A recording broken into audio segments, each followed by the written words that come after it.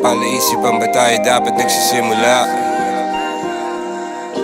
Baby, pakiusap. Kung magpapakilala sana, para bang idaan mo lahat sa hawa.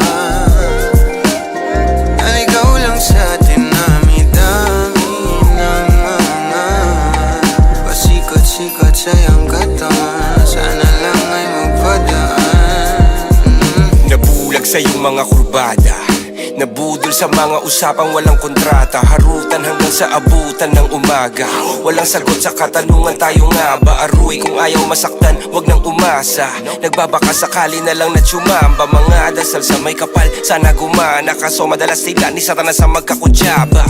Matagal ko na tong pinapanalangin na ika'y tuluyang mapaibig sa'kin. Ngunit ako'y parang dagan, di na kitang nanlawin. Pinaglaruan tapos pinakawalan rin.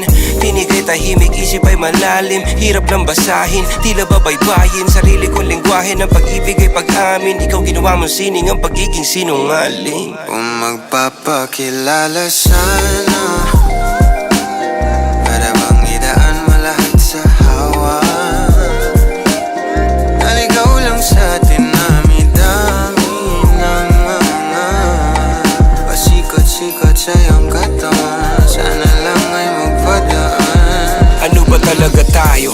Para lang klaro, kailangan ko malaman kung mahal mo pa ba ako. Naglalaro ka lang ba o nananarantado? Kasi nakita ko kahapon may kasama kang bago. Ayoko nang umasa sa mga usapang malabo. Parang gamo-gamong nadarang at napaso. Nadala at mas lalo lang nawala at naglaho ang mga balak at plano. Nagmukha pa akong gago kaya walang mga pangako. Puro para-paraan, laging telebabad kahit walang tawagan. Araw-araw normalan kasi para pa saan ang mga sumpaan kung wala namang karapatan. Ibig ko maliwanagan, wag mo sanang diliman. Kapaan parang magkasintahan sa sinihan. Matinding palaisipan, sa dami ng pasikot-sikot nagkakasalisihan. Magpapakilala sana, para bang idaan mo lahat sa hawa.